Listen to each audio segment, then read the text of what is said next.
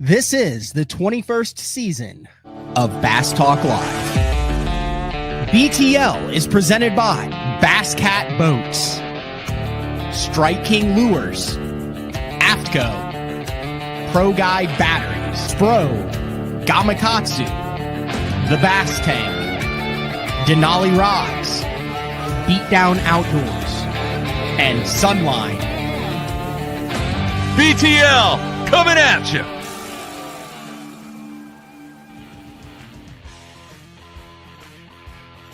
Good morning and welcome to another exciting edition of BTL Bass Talk Live, where we are going to talk about bass fishing. We have an in-studio guest today. He's been on the show before. I talk about him quite a bit. It is none other than Jarrett Morrison of Juice's Jigs. Thanks for jumping on BTL, Juice. Yeah, man. Thanks for having me. Excited about it. In all honesty, this kind of came together. We were actually going to record a show that was going to run next week. I don't know if I can talk about what I'm doing next week. I need to make some calls and see that. It's be recorded shows next week. I got something really cool that's going on. And we were going to record afterwards, but then things switched around.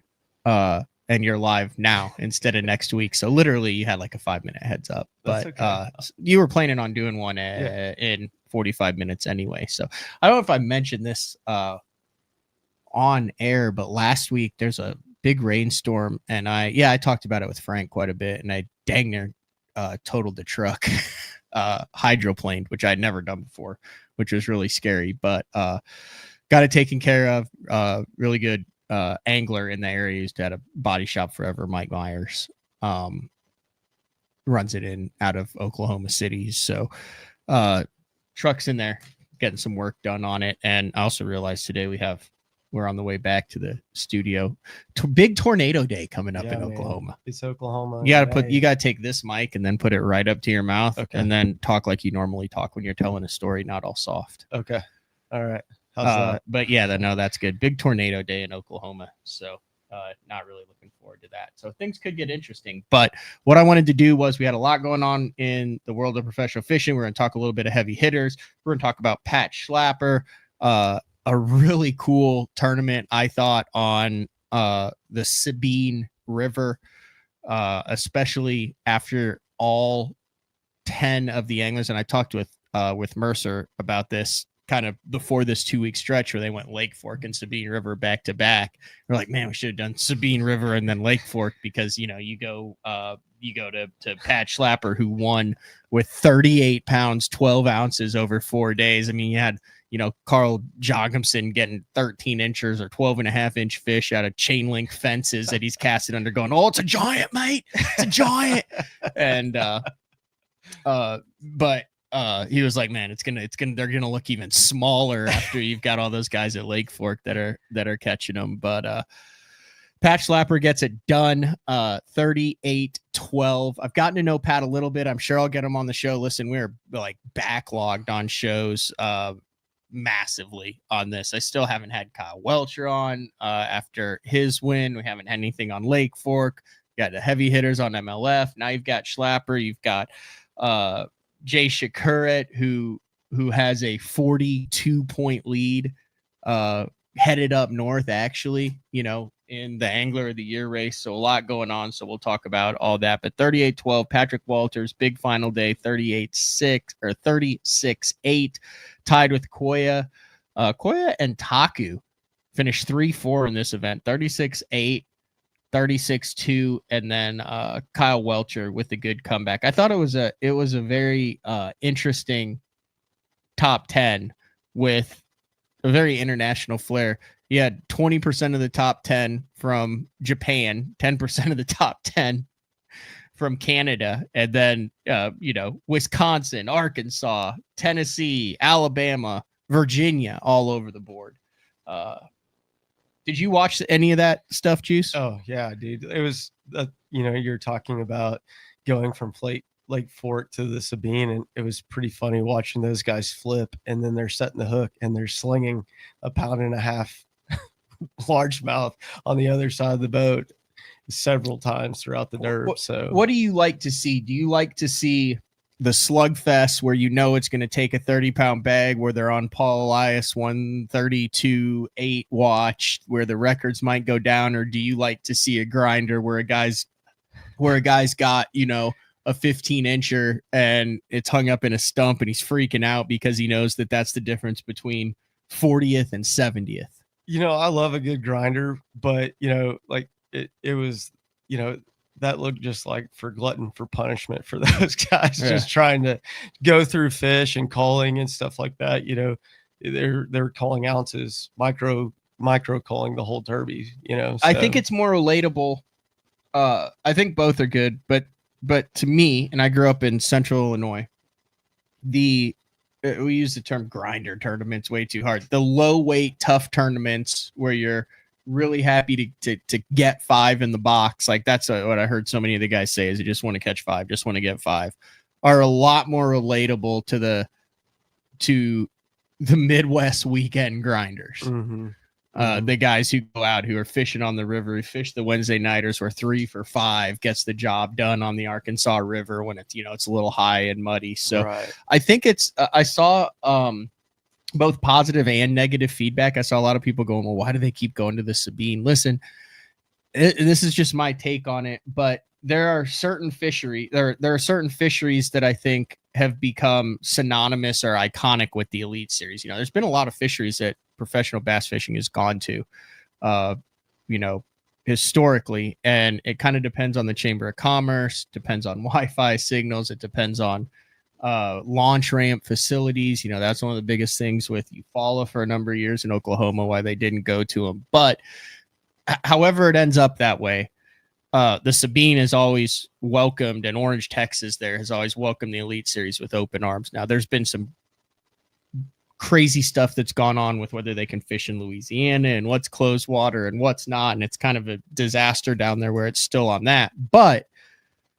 to me, I like that it is a regular stop. I like that the guys have to get mentally prepared for it. I like that the game plan changes every couple of years. Like, do you run to Houston still, or is that now exposed? Or how far do you run? Or do you stay close to the ramp? Or where is the solidity? Or where is the high water and low water? And you could see those guys figuring that out during practice with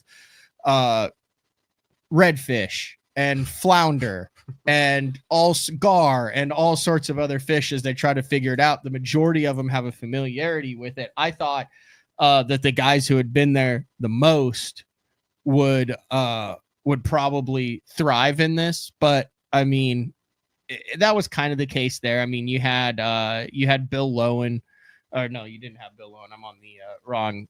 You had Kyle Welch, who's been there a number of times, Patrick Walters, Mullins, John Cruz in the top 10. But I mean, there's some younger guys on there that have only been there maybe once or twice there, you know, Koya, Cooper. I thought it was interesting. I think it's good for the sport to have one, because that is part of bass fishing just as much as 5 to 8 pounders is part of bass fishing. Right. For sure. It's just a total different like mindset when you're going into those derbs, though, for sure. And that's the cool part. Those guys have to really dial it in. So yeah. And every fish means something. So I did mention that Jay Shakurat still leading the Angler of the Year there. Chris Johnson in second, then Koya in third, Trey McKinney in fourth, and Will Davis Jr. in fifth. So if you go to the schedule, this is shaping up, in my opinion. I think I said this last year as well, and it kind of did. But if you look at what we have coming up, you have the Elite Series on 10 Killer, which is coming up June 12th to 15th. You fish 10 Killer bunch, you know.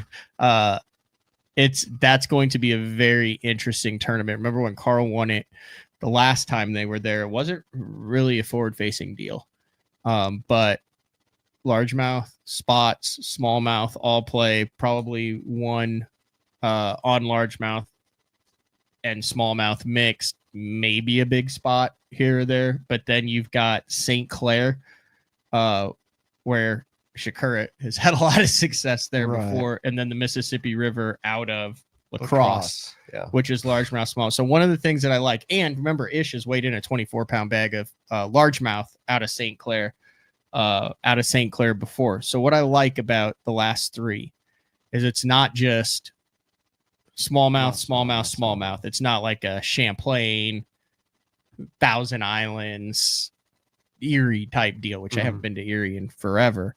But I like the fact that it's largemouth spot, smallmouth at 10 killer, smallmouth with maybe outside shot. I mean, you look at some of those guys there, and then Mississippi River, who knows how that's going to play out too. Right.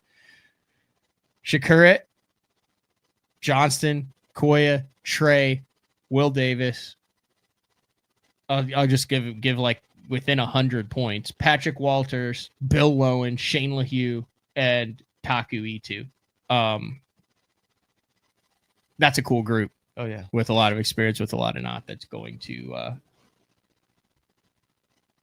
take it to the final three Bassmaster Leechers. I'm trying to pull up the heavy hitters that's going on over at Smith Mountain. I kind of feel like an idiot. I texted Matt Steff and I'm like, "Hey man, what are you up to?" And he's like, "Am I heavy hitters?" And I was like, "Oh yeah." That's going on over at Smith Mountain. One of the last or remaining MLF events that they do the split days on. So you've got 15 on the water one day, 15 on the water the next. Michael Neal comfortably in the lead as of, Monday, May 19th. And in the first group, Justin Lucas smoked everybody 65-15. He's on a roll, man. If he can start closing out the tournaments with the top 10, he's in a really good state. All right, so I've got some stuff on the table here. I was at the Outdoor Brains Team media events. Have you messed with that at all? No, never. Never seen one in person like this. Yeah, it's interesting for sure. I don't even know how to pronounce it. It's the Koki ball, and it's called the Full Cast. And this, I'll show it to the screen a little bit more. This is what everybody has been going nuts over. You've seen some of the guys throw them, and I was at that OBT media event, and these guys were there. Got in the boat with them, kind of learned how to throw it. I know. I would say out of the Elite Series, outside of probably Koya and Taku, Brian New has a bunch of these and has been messing with these quite a bit. He's got his whole thing, but I actually got this one. They come in like all these weird sizes. And I got this one. This is the Full Cast 108, just for the studio. I'm putting this in the studio, but I got some of the smaller ones. So I wanted to have this in the studio for when we recorded earlier. Like, you want to talk about unique things that have kind of taken off in the sports. I still don't have the hooks to rig this yet. It's like a drop shot hook, but it's got like a fluorocarbon loop on the back of the shank of the hook. Okay. And then you clip a drop shot weight into the back. So then you actually have, think of it like a little bit like a swing head where the weight's below. So that thing is hovering just off, and then you sit there and shake it. Okay. But yeah, if any of you guys have had any success on this, on like the big one, like I know everyone's shaking a big minnow and stuff, and then you see like some weird stuff always show up in the top 10s, especially with the Japanese anglers. I'd be very interested, but we got on the water last week with it, and then continuing the show and tell. This is for the old school listeners, and we had an old school guy. We had Patch Slapper. Really good to see him get that win. That is as old and as old school as it gets. Oh yeah, for sure. The OG. I found that cleaning out the garage. The OG green Corrado. And it's a 3-8 to 1. Yeah, make sure you're talking into the mic. Okay. It is a 3.8 to 1 gear ratio retrieve on. Oh, they're working on my truck. I just got a low tire pressure alert on it. I was like, what's going on? This is, if anyone has ever thrown this was one of the first reels that Mark Jeffries ever gave me when I started interning at the Bass Zone. It is a Bantam Corrado, old school green, Shimano Corrado, 200 B38, 5 bearings. And if you watch, it takes for the worm spool to go back and forth. 1, 2, 3, 4, 5. It takes 5 cranks to the handle just for the line cross just to go across the worm bearing. I don't know if this will ever see. I wanted to bring this and put it in studio. You probably wrote 6 articles for that one, didn't you? You used to work for Tackle instead of money. Yeah, no, with Mark. Yeah, no. I did do an article on the gear ratios. I know on the slow retrieve. And then one more thing before we get into it, and like I said, I wanted to get you on for a show that was originally going to be recorded, but is live.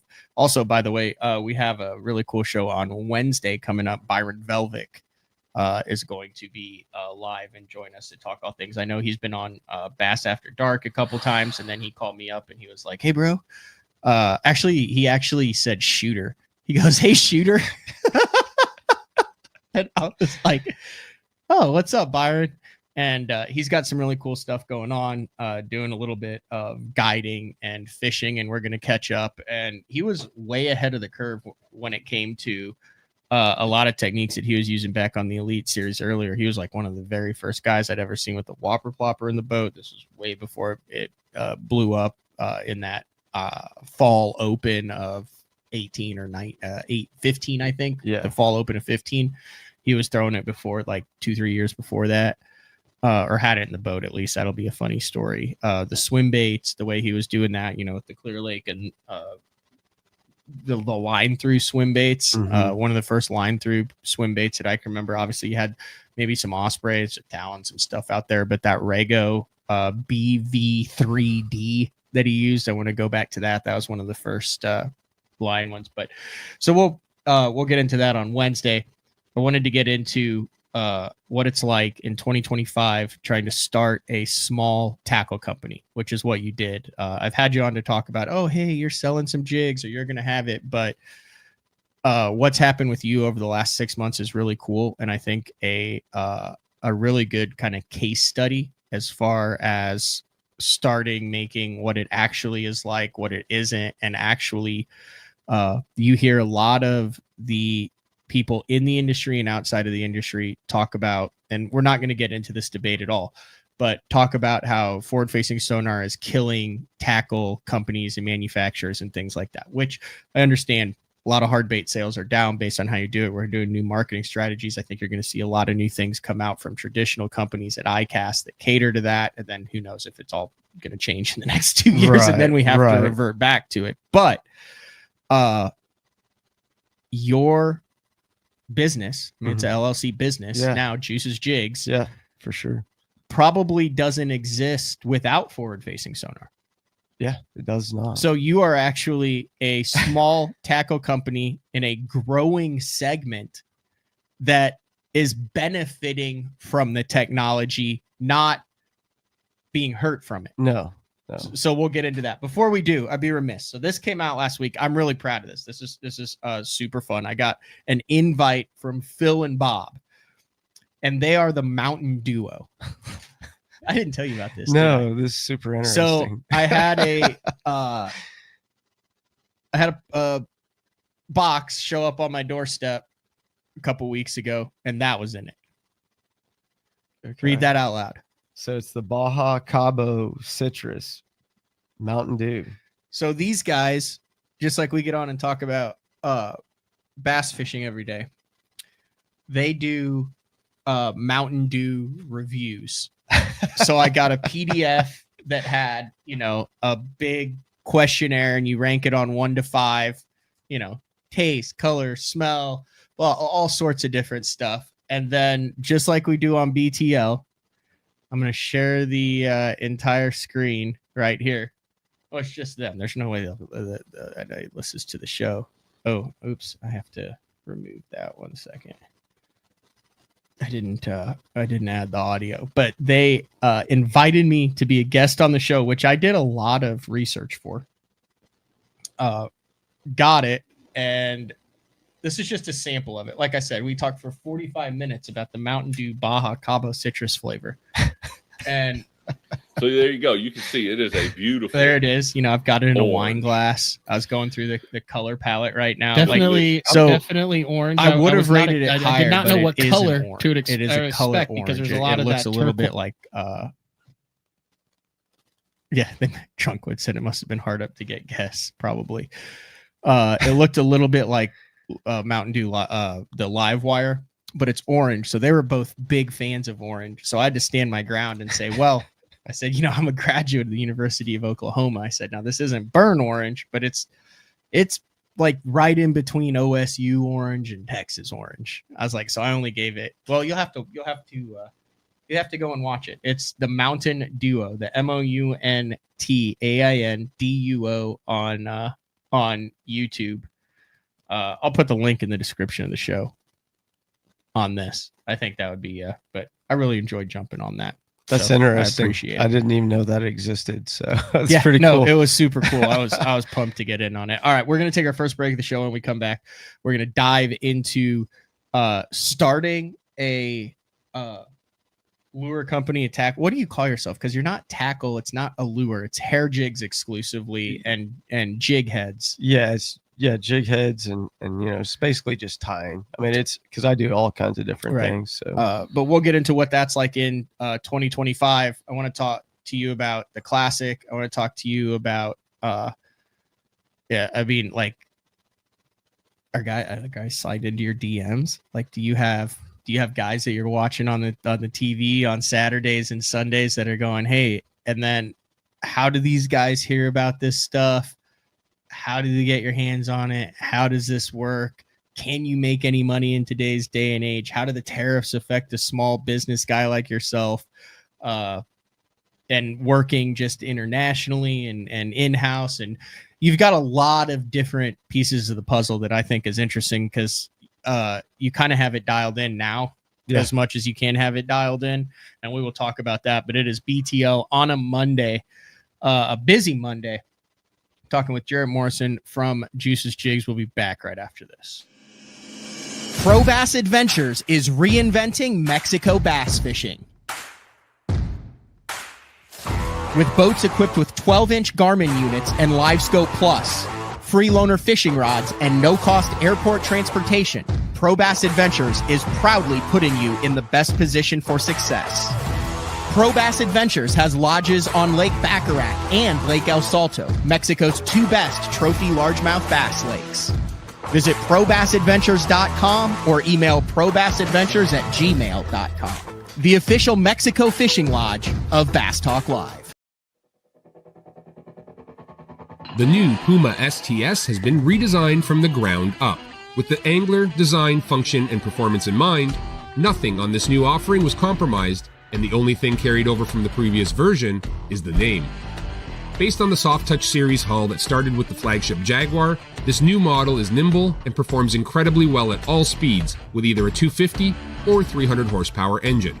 Featuring a new 96-inch wide-body footprint, this hull measures out at 20 foot 7 inches in length. Industry-leading design coupled with tournament-winning performance. The Puma STS from Basscat. Feel the rush.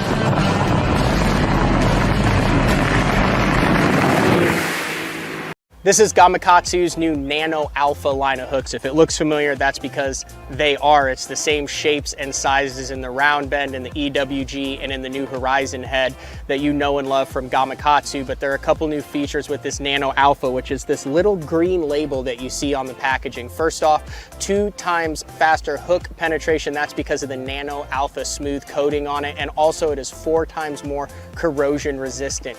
Check it out, Nano Alpha. I've been using Sunline Shooter for the majority of my career. Millions of dollars made, lots of bass caught, and the gnarly, gnarly stuff. If you need a abrasion resistant, tough fishing line for the really, really mean stuff, Sunline Shooter is for you.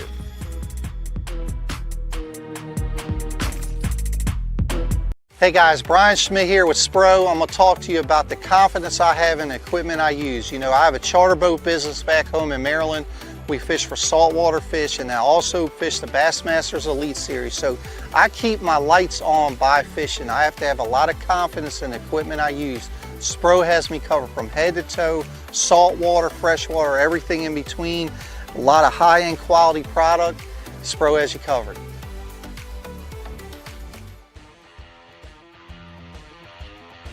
All right, welcome back, BTO, on a Monday talking with Juice Jigs. And let's get into it. So, if you know, Juice has been on the show. Well, you've been on the show like 3 or 4 times, but never. Have you ever been on for an actual like full show? This is the first. Yeah.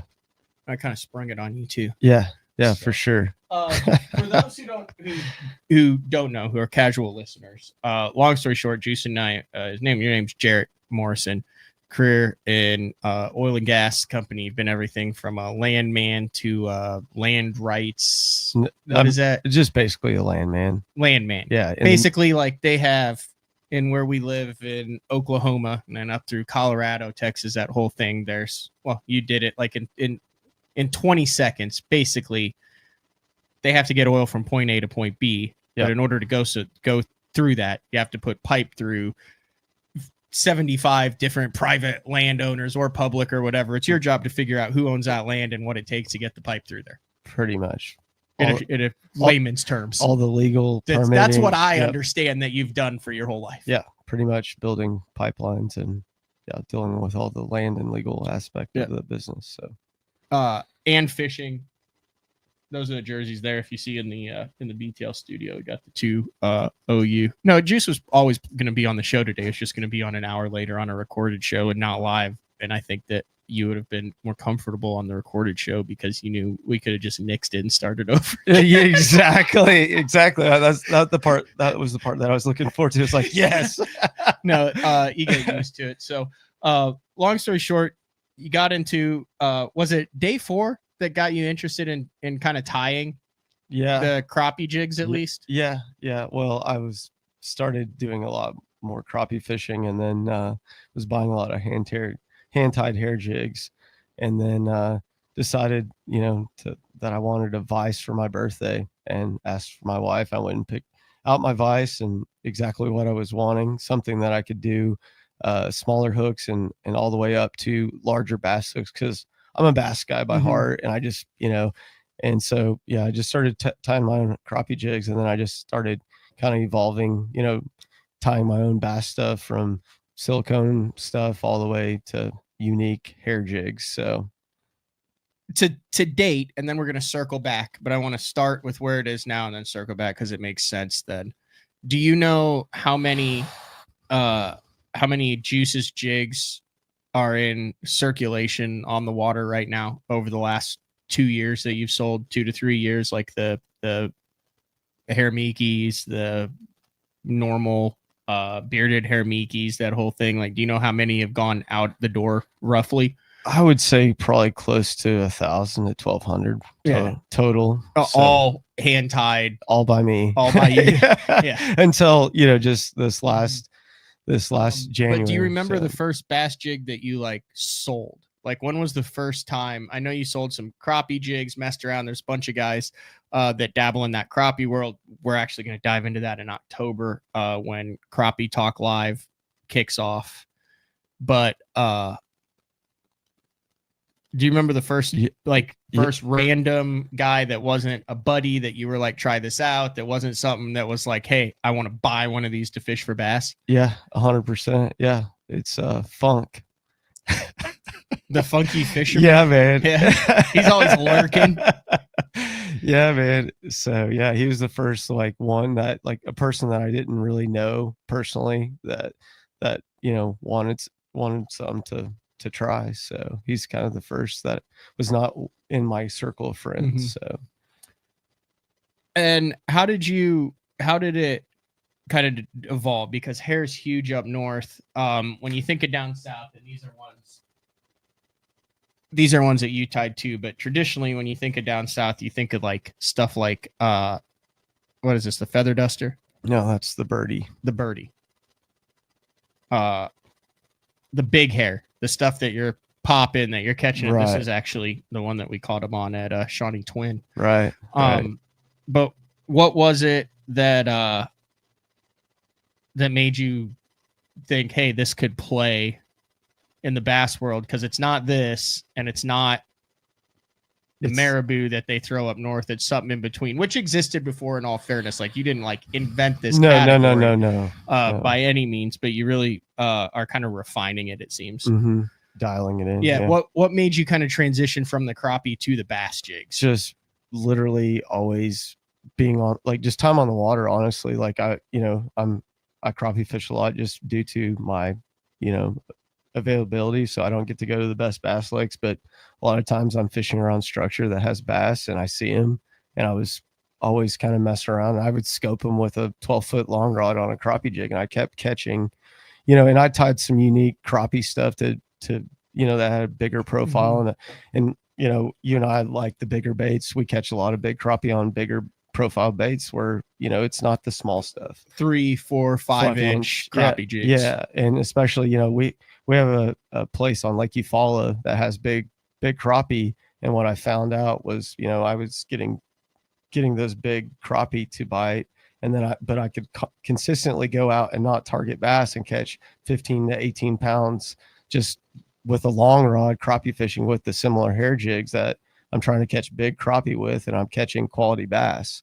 And so finally, it was July of 22. I literally always take my fly tie, or, my fly vise, and all my materials to the lake. And, I went and tied a bunch of 1/4 and 3/16 ounce jig heads that I had, and went out there and just pretty much tried to target bass on the 4th of July weekend, which was insane. But, consistently had 15 to 19 pounds on that hair jig, just fishing, summertime bass in Oklahoma. So that's kind of where, the hair Mickey started. So, you went through the process. Then was it tough going like the LLC route and actually turning it into a company? Like, when did you decide that you needed to do that and that you were actually going to take this serious instead of just tying for friends and maybe making some beer money on the side? I mean, when I had 25 orders deep and I was, had 2 to 3 month waiting list. And is these local guys or are these random guys on Instagram and Facebook when you just posted some and then they would just slide into the DMs and say, hey, can you make me some? Yeah, literally people from the West Coast, like out in Cali, all the way to Oregon, Tennessee, Erie. I mean, just kind of all over the place. Michigan. I had some folks from Michigan, and even Georgia and Alabama. So, and a couple of Florida guys. Really? Yeah. I forgot about that. So, and it was like at that point. So at the first couple, I remember you were talking to me. You're like, dude, someone wants to, this is cool. Like someone from a different state, like right. For some reason, like there were mutual friends that we had. And then they got a hold of me and like, you had no clue on how much to charge, how long it took, anything. You were just buying stuff, and you were actually buying a lot of you were tying stuff on Horizon heads, you're tying stuff on range rollers, you're tying stuff on the Tato Designs, dirty jigs, hooks, like everything. You're just trying to kind of just experiment with it. 100%. I was just trying to figure out, what people liked,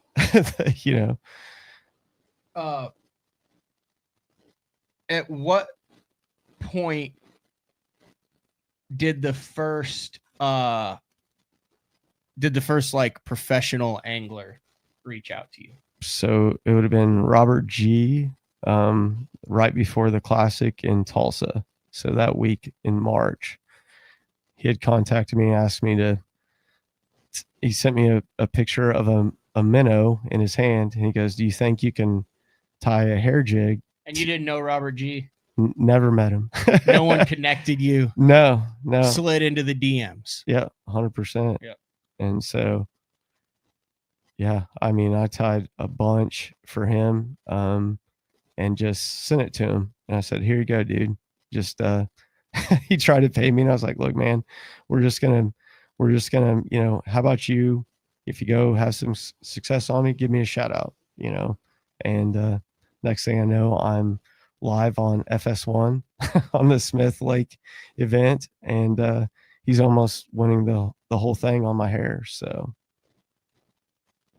that is kind of where it went off. So I've got Smith Lake pulled up and I want to do it. So you sent, and you obviously don't, you're not tying for a specific spot or tournament. You don't know when it's going to play. right. So you sent him a box of hair. Yep. And then literally this is interesting to me because people are saying, oh, there's no value, or there's a lot of diminished value in what the Elite Series guys do, what the BPT guys throw. Because now there's more influence, not as many people are watching it and things, but you were on FS1 for 3 hair jig catches for Robert G, who didn't, I'm guessing he's not, you and him, I'm not trying to get into it. I'm guessing it's not a massively lucrative financial deal on Robert G's end on this. Like, it's not like you're giving him a 6-figure payday to say, hey, I caught this on Juice's Jigs.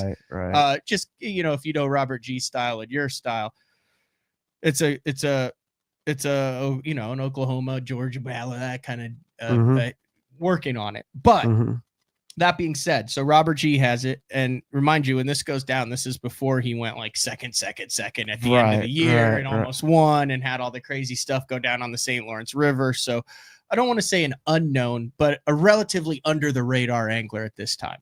Makes that cut and has camera in the boat at Smith Lake and mentions Juice's Jigs a couple times, but you can see the hair. He's the only one that's throwing hair like that. If I remember correctly, walk me through what that was like from the time he was live on air with that for the next 48 hours. So, yeah, my inbox was, so I was actually, when that was all going down, I was trying to watch it live because he had sent me a text saying, hey, I caught quite a few key fish this week on your hair jig, and I'm going to put your jig in the top 10. And of course I was, very thankful for that and thought that was pretty awesome. And so on Sunday, I'm taking a buddy of mine to go fish for his birthday. And so we've got it on the speaker, on my boat and just listening to it. But I've in a really crappy service area. And so I'm delayed and I'm getting texts from all my friends. Dude, he caught it. He just gave you a live shout out. I have no idea because my service was so bad. And so, but yeah, it was pretty awesome. So, and then after that, it was just pure chaos. I got, 200 messages a day from people wanting, it was for about 2 weeks straight. It was like anywhere from 50 to 200 Instagram messages a day. It was nuts. It was so hard to. And you're working a full-time job, and not exactly. This is just like a hobby for you at this point. Yeah, it's just something fun to do.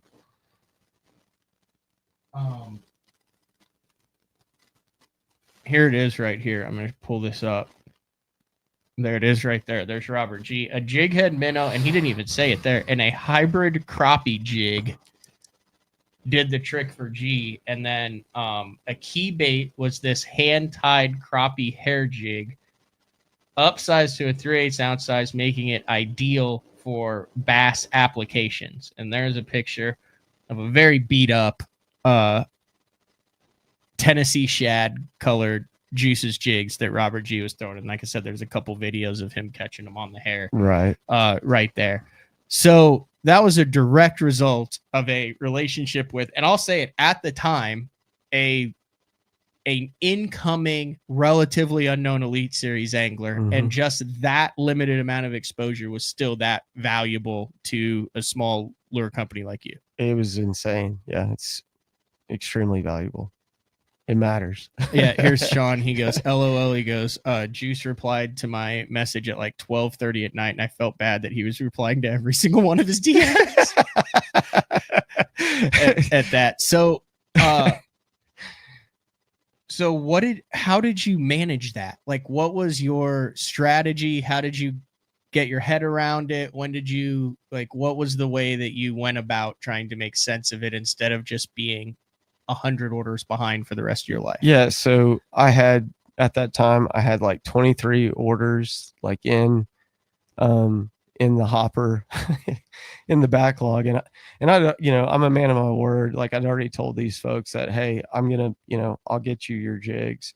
And so I basically just grinded all of my orders that I owed to everybody and decided I was like, I can't do this. And I'm not. So you stopped taking new orders. I did. I had to, cause it was insane. I was staying up till 1, 2 in the morning, just trying to get all this stuff out.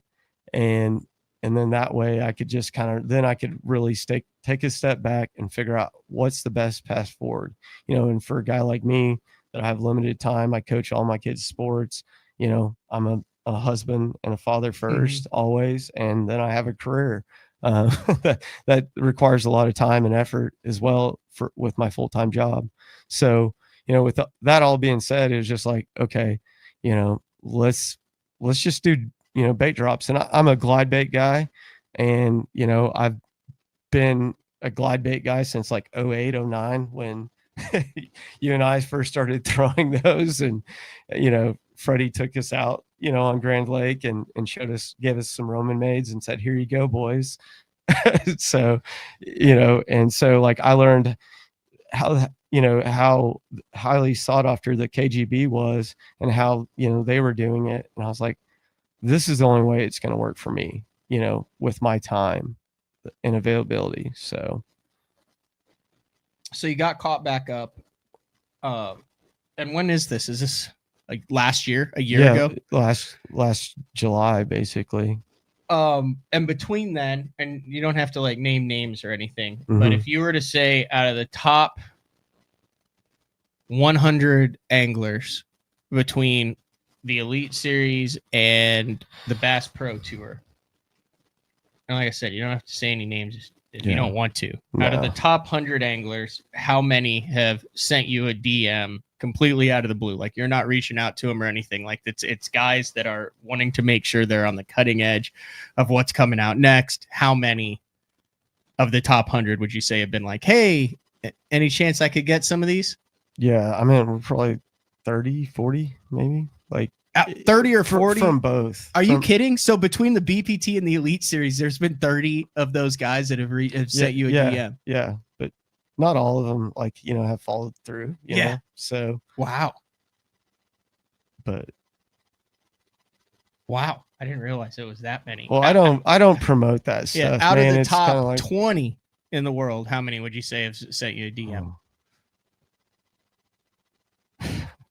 10. Yeah. So how did you finalize it to where we are today? You were at the Bassmaster Classic. You were in the Lucky Lure booth. I know you work with Michael Strauns. Nailed it. Who owns Lucky Lure, just on kind of that side of it. Where do you stand now? How have you been able to kind of get your head or manage this thing? We're actually, you see it with the Sakamata shads now, when they're out, it goes nuts. We saw it with the chatterbaits. You can watch that documentary. Now, I'm not putting you on that level or anything. You're a dude who's tying hair. It's not, this isn't a world changing thing. You're just doing it really good, and you're doing it to specs that guys want to use it to catch bass. Right. But, it comes to a point where you're like, okay, I need help on this. I need to get my head around it. I need to figure out the business side of it, because this isn't something where it's my God, I sold another jig this week. Yeah. Talk about that process. So, basically I realized I can't do this by myself. So, I sought out some young former college anglers, 2 guys that tie for me, Eric and Mason Mitchell. And he's actually a camera guy for the Outdoor Channel. And so, with their schedules, both of them work in the fishing industry. So they work events or, fishing shows, and it allows them to tie whenever, and they can travel with their, material and vise and tie in their hotel rooms at night. So, I just wanted to try to figure out a way to scale up, and be consistent, be more consistent, because my time is not always consistent. So if I can get, 2 or 3 guys to help me out to lighten the load but what I do is so specific, and everything, you say it's just hair, but it's really not, because there's so much more to it when it comes to how I do it. That's what makes a difference versus the store-bought hair jig, because of so many different aspects. So that's the uniqueness. And so it takes a while to get people on board. But I just hired another third tire, literally the last 2 weeks ago. And it's a good friend of mine that, and that's the biggest thing too, is like, it's a trust thing, because what I do is super unique, and, I just don't show anybody that, so everybody signs a contract. And I mean, I hired an attorney to protect myself, and before I show anybody how I tie them, they sign that agreement that basically with no non-solicitation, they can't rip it off. And yeah, I think Jeffrey's made me sign one of those. It's like, hey, if you bounce, you can't do anything, like in the fishing media podcast, whatever, for 2 years, 3 years, whatever it is. A non-compete clause. And with my background in oil and gas, like, I understand how businesses work and how to run a business, because I've worked in a small private equity group for the last 11 years, and so I've learned the business side more from that, and trying to basically take what I've learned from that and run budgets, just like thinking things through and being proactive and stay ahead of it. That's the biggest thing. One of the things that is also unique about it is you tie a lot on tungsten. Mhm. And you can get into this as much as you want, but you started out literally buying off of Omnia or whatever. You would pay full price, Mhm. buy a pack of jig heads, and then tie your hair on it. Mhm. I thought it was really cool the way you researched and reached out. Is it called sourcing it? Yeah, I'm sourcing my own Whatever tungsten. you want to say about that. I Yeah, know so- you have some big things that are coming down the pipeline that you can't really announce Right. yet. Right. But up until the stuff you're not allowed to talk about yet, talk about that process of finding economical but quality tungsten. Yeah, jig so heads. I spent it was a little bit over a year and a half, literally sourcing my own tungsten, trying to, because I was tying crappie jigs, and I wanted high-end crappie jigs. So I was like, well, I'm going to figure out a way to do my own tungsten jig heads. We can't make them here, so I literally nerded out and contacted multiple suppliers and had them send me samples for a year and a half, until I finally found, something that, was palatable that I would fish with, because that's my biggest thing is like, quality is everything, no matter what, like above and beyond anything. If I'm going to put my name on it, if I'm going to tie on it, I want it to be, something quality. So, I spent a year and a half doing that. So it was, and a lot of these folks would just send me them, but it was so funny. Like you'd have to pay, like, I'm buying like, 10 jig heads just for samples, and from other countries. So yeah, it was quite the experience. And, with the time difference, so there's a lot of late nights, like when some, my supplier, I'm up till 1 or 3 o'clock in the morning, that's when they're at work, and we're, running through the process of like what hook sizes I want with each jig head, and working through that stuff. So you made 500 for the classic. That was at Fort Worth this past year, and you charged how much you charge a piece for those jigs? $25. $25. I got it pulled up on the website now, so I'm looking at a hair jig that was $25, and I know that I had some conversations with other people behind the scenes. Dude, Juice is going to charge $25. I'll be very curious. Part of me was like, oh, guys won't blink at it because what is that? UV coating or something. So I UV resin finish. Yeah, UV resin. And then I also was like, there's also the FOMO factor now, where you've got limited. There are other guys that are like, there's no way I'd pay $25 for one hair jig, especially, a light one, not like, like a birdie like that or Mhm. something. It just, even though it's probably costs the exact same, it just feels like you're getting more for it. Right. And you did a limited drops every day of the classic and sold every single one that you took. Mm-hmm. Pretty much. Yeah. Cause I think I had like 24 jigs left, and they were already sold to friends that couldn't make it to the classic. Cause I've kind of shut off some of my friends. I'm like, dude, you got to buy them at the drop. I can't make special conditions because it gets overwhelming, you know? So, but was yeah. that when you realized, like, okay, this is viable here, when guys were lined up at the Lucky Lure booth waiting for it to open so they could get their limit of 3 hair jigs a person? Yeah. Yeah. I mean, and you know, my thought process on the pricing is like, my hair jigs hold up well. I mean, I've got guys catching literally 50 to 70 fish off of the same hair jig. I mean, there's not a hair jig out there I that don't think I've caught 50 to 75 fish this year. but I mean, you'll pay $25 for a mega bass jerk bait, you know what I mean? So that hair is going to hold up, and I don't, from a quality standpoint, you're not going to go through them, and you're not going to lose them. You don't lose a whole lot, unless you break one off or, aren't paying attention. So so this is where it kind of becomes a double-edged sword, and I put this in the category of the glide baits, right? Mm-hmm. Because you have time, you have the uniqueness of it, Mm-hmm. you have the brand behind it. I don't want to say you're the OG, but in like the tournament world, and that I'm not aware. Now, listen, if you're a northern dude, if you're where the hair jigs are, I'm sure there are hair jig masters Mm-hmm. that have been tying things very similar Mm-hmm. to this for decades. Yeah. For 100 years. Yeah. I mean, ever since fishing, like hair, Mm-hmm. bucktail. Oh, yeah. That. I mean, I know Spro's like best-selling product, bucktail jig. Yeah. Out of all the things that they have, Right. it's that friggin' just white bucktail jig. Right. Is this, in your opinion, is this scalable, or is this something that will always be a side project? What's the growth? Like, to me, and talking to you, which I talk to you pretty much every day, it seems like very difficult to try to figure out like how to grow it, because the beauty is in the uniqueness, small batch, and the hand tied aspect of it, that you can't go to an academy, that you can't and just pick it up. Right.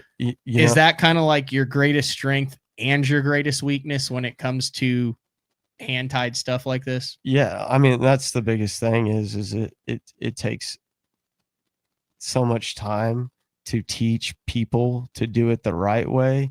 And I'm so OCD and want everything done to a T, because it's all about the balance. It's all about all these things that people don't like. If you get a hair jig and you tie hair jigs, but if you don't know the purpose behind it, you don't know what you don't know. And so like those type of things that I do differently, but it takes time to teach people. And, scaling is in the uniqueness. And I like this, I love small businesses, like I support small businesses. I try to do that over, me personally, over some of the big stuff, the big chains and whatever. But, the scaling is I don't want to lose the quality scaling up and just throwing something out there that it's not going to be, as good as what we, as what I do. And so that's kind of the slippery slope of scaling or versus just staying unique and small batches, and just, your supply, doesn't meet the demand. So, because still, I mean, every single one that goes out the door, your hands touch. Your wife helps with the packaging and the labels and all that. I mean, it is truly, it's old school. Comes out of your garage. Yeah. And you're tying late at night after baseball practice. Mm-hmm. Which is part of the beauty in it. I mean, you look at the scalable, and I thought that was one of the cool projects that KGB did with Spro, was when they took, remember when we would, oh crap, I forgot. I shouldn't have brought that up. So You get one of them back. You can't get the other one back though. The I other just one, want to see it. how it's set nothing. up. I just weighted it differently, and it like I didn't realize those things like break in, just like the rest of them. Anyway, we co-parent a couple of Chad Sheds, and You've hoarded them for I've the had last them- 3 I've had them years. for a while. No, I'll do a trade. I got a couple that I'll trade you with for that one or one. It'll be a 1-to-1. Okay. But that was one of the cool projects is when Spro went, okay, we're gonna make this bait that one guy knows how to make, and we're gonna put it in a Spro lineup to where you can go into a Bass Pro Shops or an Omnia or whatever, order it online and pick it up, and you've got a glide at a reasonable cost. You know, it went from $200 down to what, $50, $40, and it took them years to get that right, to get that. But that's a hard plastic bait. Like I think it's even harder to do it with hair, because as much as you try hair, to me a hair jig is similar to balsa or a hand carved flat side or a hand carved square bill crankbait, to where there's still some artistry that's involved, and it's not like once you get it down you can't just copy and paste. You still have to have that human element, which is what makes it amazing, but also what makes it maddening to try to capitalize on. Right. Yeah. Then there's only so much time in a day, So, Yeah. But so the way you're planning, you do it now is just drops. yeah. 100% drops. No orders, no waiting list. Basically. And I do have my own website. I built my website over the last couple of months.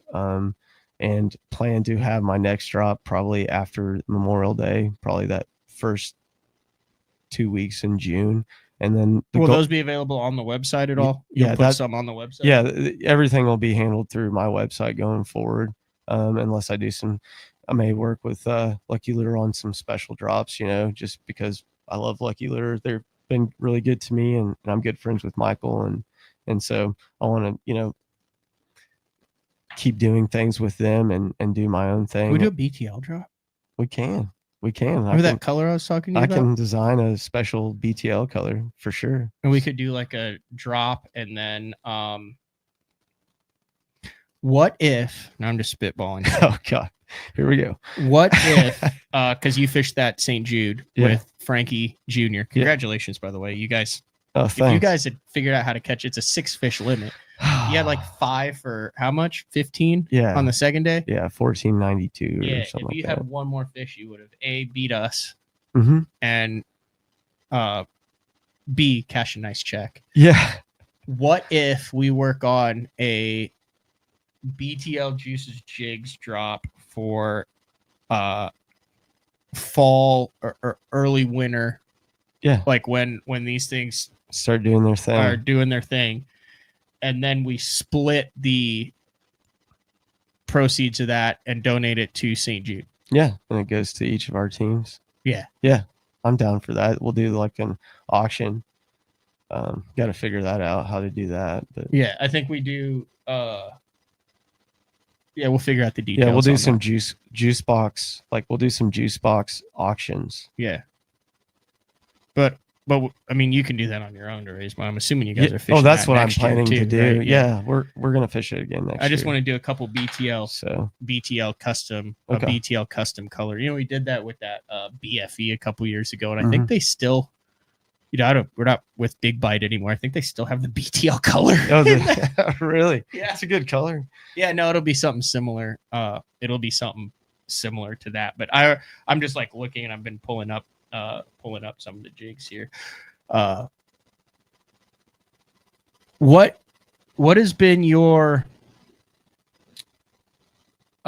experience? Like, are there knockoffs? Have you noticed a lot more jigs that look similar? Like, what has that been like? Does that concern you that, hey, it is just a jig head and types of hair, and once guys can tie it, their Juices Jigs is no longer special? Or are you looking at this as like, the way I look at it is like, hey, there's still that name attached to it. So it's like, when Gary Yamamoto molded the damn Cinco out of a ballpoint pen, you know, whether you're throwing a Yum Dinger or a whatever, a sassy stick or whatever brand calls it, everyone still calls the thing a Cinco. And when the rubber meets the road, you know, a lot of guys are still buying the Yamamoto pack, even though they know they're going to lose that thing after one fish. Is that kind of the situation you're in, or is there a lot more competition that's kind of evolved over the last year? There's been quite a bit of competition, and a lot of guys that follow me just to copy me, and that kind of just because now is that an issue, or is that something in the hair jig community where like you guys spawn a lot of ideas off of each other? I mean, so I have kind of kept this one close to my vest because of how special, like, because I've caught so many fish on it, and like I know what it can do, and big fish. You know, I don't worry about that. Like what other people, if people copy me, you know, you can only control what you're in control of, right? So like I'm kind of one of those guys, I kind of put my blinders up and I'm just going to continue to do my own thing and not worry about that stuff, you know, and produce quality stuff, because there's nuances. And then, you know, guys that tie, like we try not to copy each other exactly. That's kind of one of the unspoken rules. Does that make sense? Like that's the kind of thing in the hair world where you don't verbatim, like, I mean, I do some stuff similar to other folks, but what I do is slightly different in every aspect. Like I try to make, you know, put my own twist on it and make it better. So all right, we're gonna take our final break of the show. When we come back, we'll wrap things up. Full disclosure, like, I mean, we're not. I mean, you don't sponsor BTL. Like, this is not a paid advertisement of it. I'm really just hoping to try to get a couple jigs off of them for a couple derbies that are coming up. But we'll take our final break of the show when we come back. More with Jarrett Morrison of Juices Jigs BTL on a Monday. We'll be back right after this. In 2023, we became a household name in the crappie fishing world thanks to Power Breaks, the game changer. Hey, bass fishing world, buckle up, because you're next. It's going to be fun.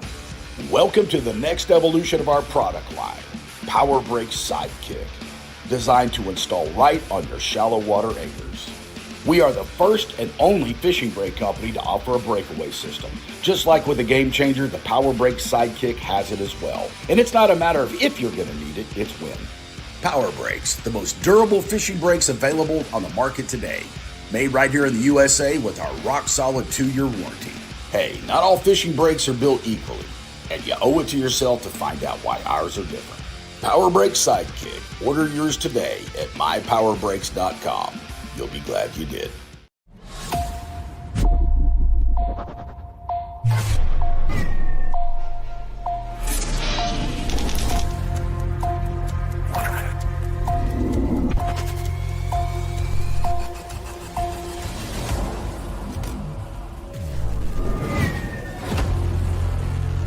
Everything you need, one legendary brand. Top unarmed, Strike King.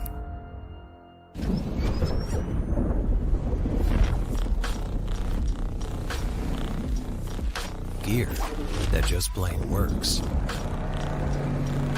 Cast after cast after cast.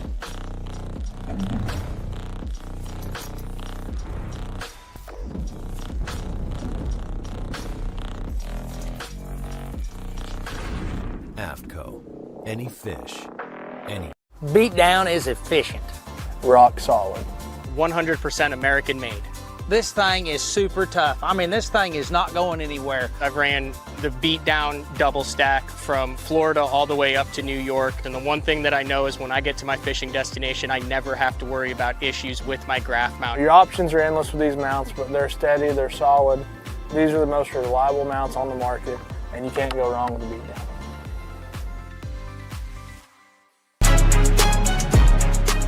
When you're ready to hit the water, Denali Fishing has you covered. Regardless of your skill level, from beginner all the way up to tournament pro, Denali has rods, reels, and tungsten to get the job done.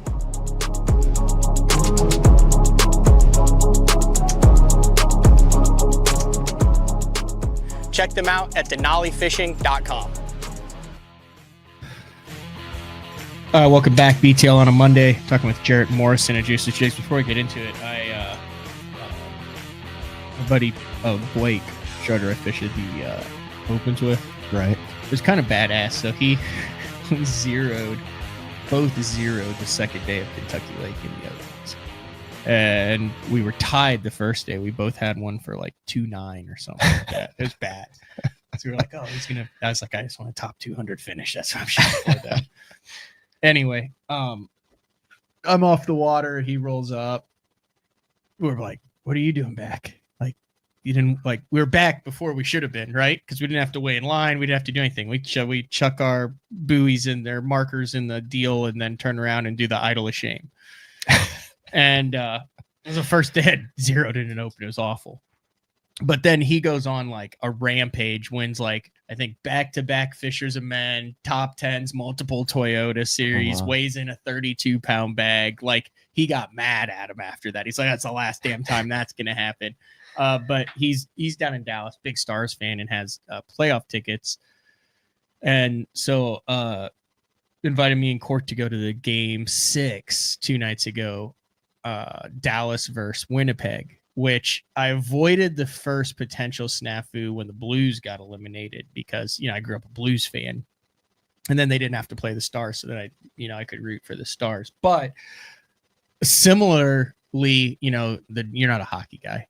No. Used to call me a Yankee every time I was, but similarly, the Jets, and I'm sure some of you know this, have a goalie named Connor Hellebuck, and he is the number one goalie in the world. He is the Team USA's, goalie in 4 days. He's the man right now. Amazing. So we got to go to game 6, which was which the Stars won 2-1 in overtime. Hellebuck made some insanely good saves, but I'm going somewhere fishing with this, folks. He is a diehard. I think he's got a brother too that fishes like the Bass Nation and is buddies with a bunch of guys that I know and stuff. But Connor's like friends with Gussie. They fish together, and one of the cool things is every mask that he has like incorporates some element of fishing into it. It's like the one he's got on the top. This was like last year's one. You can see it's like literally a jighead minnow getting eaten by a big largemouth. He's had one where he had his PB of him with this northern strain largemouth airbrushed onto the side of the mask. Oh, wow. Like he's got this jumping largemouth on the top of his, but it was a bummer that they got. I was like super pumped that the Stars won, but it was a bummer because that's a cool ass dude there. Like I didn't want him to get knocked out, and he was like absolutely phenomenal in it. But wanted to give that a shout out. I know with the Stanley Cup and the playoffs going on there, he was like a super easy guy to root with. I was chatting with Gussie and Mercer about it all series there, and then the debacle that the Leafs went through last night. They've lost like 8 game 7s in a row dating back for the last. It's like the Buffalo Bills. Yeah, like they look really good, and then when they lose, they typically do it in like spectacular fashion. So like last night, it went from 0-0 to like 5-1 like that, which doesn't happen in hockey. So what's the plan moving forward then? Just drops? Do you have it? Like, are you looking at this still as a side deal? Is this going to be part of a career? Are you going to leave everything and support a family of 4 on what is it, like Milek or Micelle and chicken and bucktail? Honestly, like, right now this is going to continue to be a side hustle. I mean, I'm super passionate about it. I mean, you probably, and I kind of feel bad for you at times because like, I'm super passionate about it and I'd love to do it, I love the outdoors and love fishing and would love, I've always wanted to be a part of it in some way,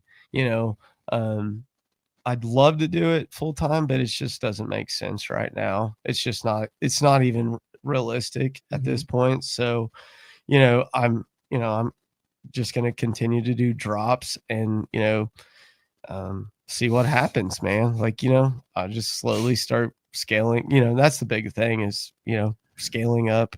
What is Drunkwood? No, making I'm reading again? Sean's comments. Okay. but yeah, no, I just right now, mainly just going to keep it as a side hustle.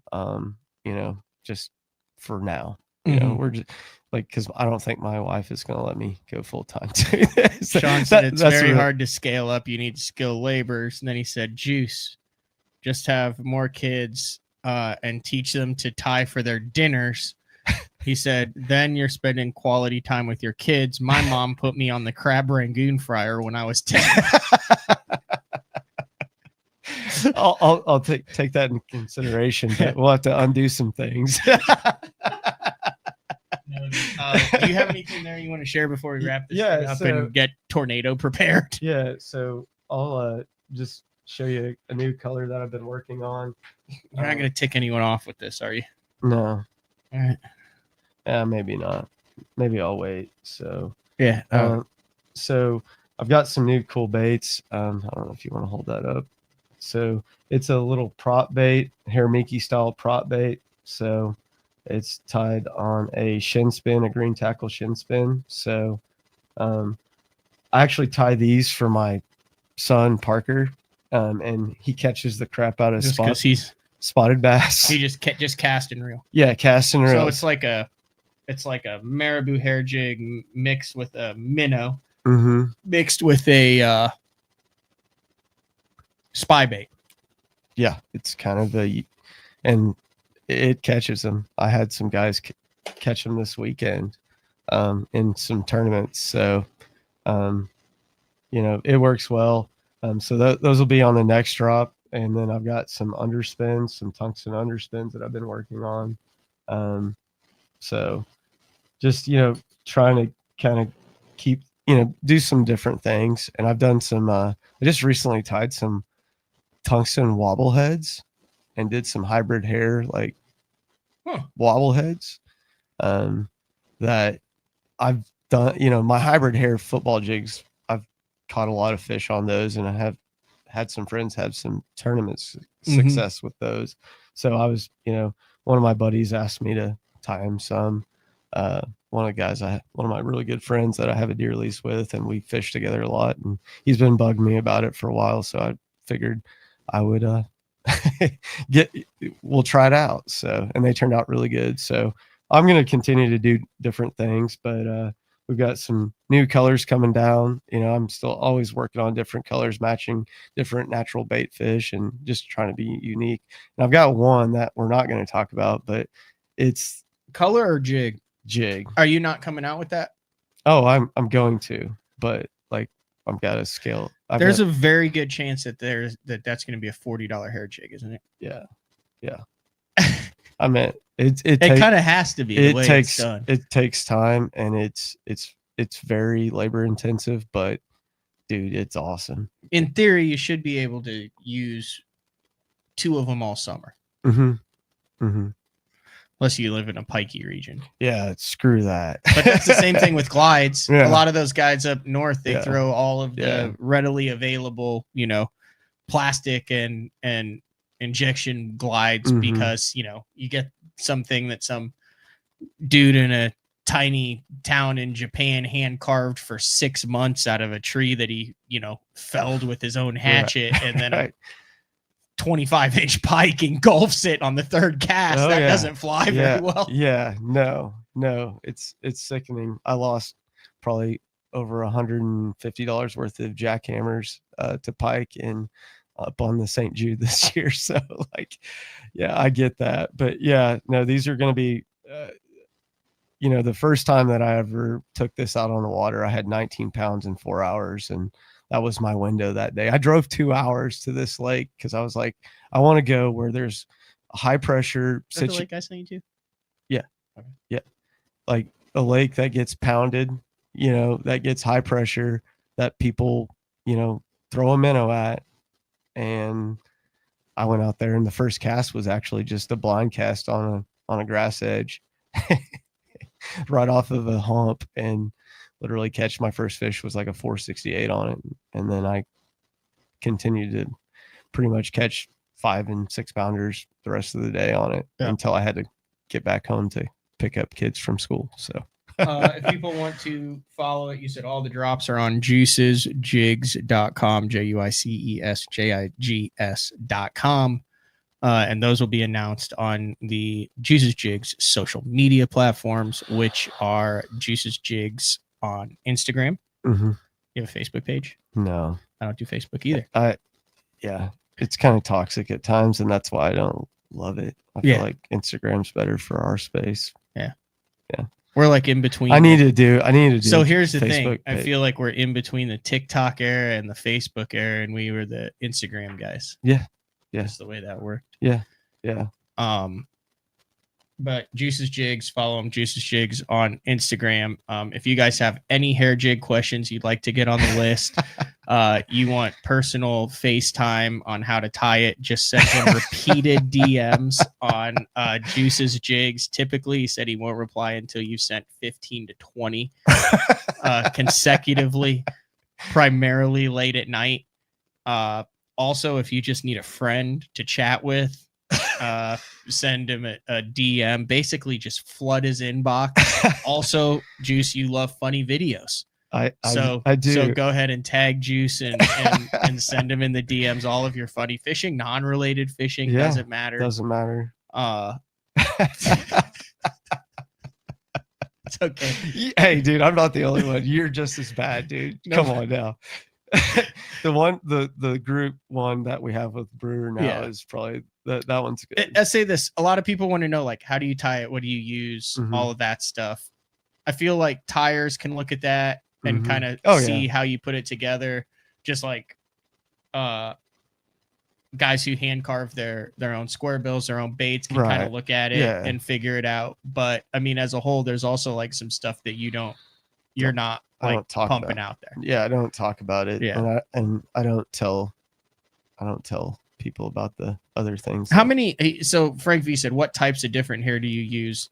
Obviously, that's part of the deal is how you layer it and the type. But like, how many different types have you used? Like, just usually like in total, have you experimented with? Have you used that are in? Oh, probably like 10 or 12 different ones. Yeah. I will say this. If you say you're not doing special orders through your DMs, or you are? Typically don't. Okay. So, because unless you're listening to this and you've like won a Bassmaster Classic or right. Yeah. But other than that, like, it's just kind of through the drops. Yeah. But if you do have a serious question, a serious inquiry, in all seriousness, feel free to DM him. Yeah. Don't flood him. Don't send him anything. He's not going to tell you how he makes them. I do this with Scott with the Bass Tank too. But if you do have it, you want to reach out, you're like, hey, look at this bait fish that's only in the nuclear lake that I live next to. Do you think you can make this happen? That has spawned some of the colors too, or just and you're buddies with a lot of people across the country that you've gotten into conversations with as well. Yeah, and that's the cool part is, I may not, if somebody sends me something that I can, I'm, being colorblind is it's actually, I've got some ways around it that I figured out, and but like those are the things that like is the fun part for me is the design part, the color design, and like some of that stuff, like the bearded hair Miki. Mm-hmm. I was like, hey, I like this, mm-hmm. but I don't like this profile when it gets wet. Mm-hmm. And then you're like, hey, look what I did. Does this help? And then I was like, you can't really tell a difference. Then you change the hair on it, and then you change the density of it and everything to the point where it was like, oh, okay. Oh yeah. No, that looks a lot more like shad instead of a glass minnow or a herring in the water. Right. And there's also the things, the types of hair that, just do different things. Just a yes or no. Have you experimented with deer hair? Oh yeah. Fox? Yes. Rabbit? Yes. Ferret? No. Squirrel? Yes. Polar bear? No. Bear? Yeah. Yes, bear? It doesn't hold up very well. Really? No, it's not very tough. Yeah. That's why I don't like it. So What was that story about the dude who like broke into a museum? We talked about that last time. That was the Feather Thief. It's a book. It's an awesome book. If nobody's ever, Did we talk about that on air last time or not? no. But this guy broke into the British like conservatory and was stealing. And He was a tire. yeah, and he's like a salmon fly tire. Like I mean, it's straight art what those guys do. It's nothing compared to like, a hair jig, but it's a totally. Mark won a club derby back to back in '87. He wants to know if he can get on it. I just pulled it up there. It's the Feather Thief. Thief, beauty, obsession, and the natural history heist of the century. Yeah, this happened in just 10 years ago. Home to one of the largest Oh, that was bad. Ornithological collections in the world. The Tring Museum was full of rare bird specimens with gorgeous feathers, were worth staggering amounts of money to men who shared Edwin's obsession, the Victorian art of salmon fly tying. Once inside the museum, the champion fly tyer grabbed hundreds of bird skins, some collected 150 years earlier by the contemporary of Darwin's, Alfred Russel Wallace, who'd risk everything to gather him and escaped into the darkness. 2 years later, Johnson was waist high in a river in northern Mexico when his fly fishing guide told him about the heist. He was soon consumed with the strange case of the Feather Thief. What could possess a person to steal a dead bird? And then that's what the book is all about. Yeah, and he was selling rare bird skins, like Indian crow or something, to other tires on the black market, and making a ton of money. So they knew that they were buying stolen feathers. Oh yeah, it was the people who bought them knew they were buying flies that were, and they still don't know where all the skins went. Don't give it away. No, I probably need to read that. Sorry. Yeah, it's a really good. And it's on audiobook too. So if you guys don't like to read an actual book, it's a great thing to listen driving down the road. So did you see? I'll show you this one. Did you see Newell's new book? Mm-mm. There it is, right there. If you read books, right? Yeah, man. You need to read that. I have not had a chance to read it yet. Okay. Like I said, I told Rob once I have it read, I'll get you on. But it's about it's called Egos, Logos, and Fishing Pros: An Inside Look at Professional Bass Fishing in the Modern Era. That'll be pretty cool. It's very cool. Yeah. Looking forward to that. For sure. All right. You got anything else before we wrap this thing up? No, man. Thanks for having me on. Thanks for jumping on. You did good for a live show. Appreciate that. All right. This has been another edition of BTL Bass Talk Live. Same time, same place tomorrow. We'll talk to everyone then. See ya.